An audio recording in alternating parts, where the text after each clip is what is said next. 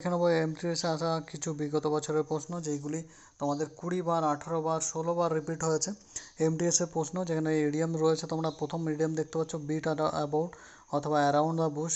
এর মানে হচ্ছে ঘুরিয়ে পেঁচিয়ে কথা বলা, ঠিক আছে। তা এটার ইংলিশ মানে দেখতে পাচ্ছ avoiding the main topic, speaking the round about manner, speaking verbally about the talking about. English মানে হয়ে যাবে সেকেন্ড। তোমরা দেখতে পাচ্ছ স্পিল দ্য বেঞ্চ মানে হচ্ছে আপনি ভেদ খোল দেওয়া, মানে হচ্ছে ডিসক্লোজ দ্য সিক্রেট অ্যাক্সিডেন্টলি, মানে ভুলবশতই কোনো সিক্রেটকে সবার সামনে তুলে ধরা।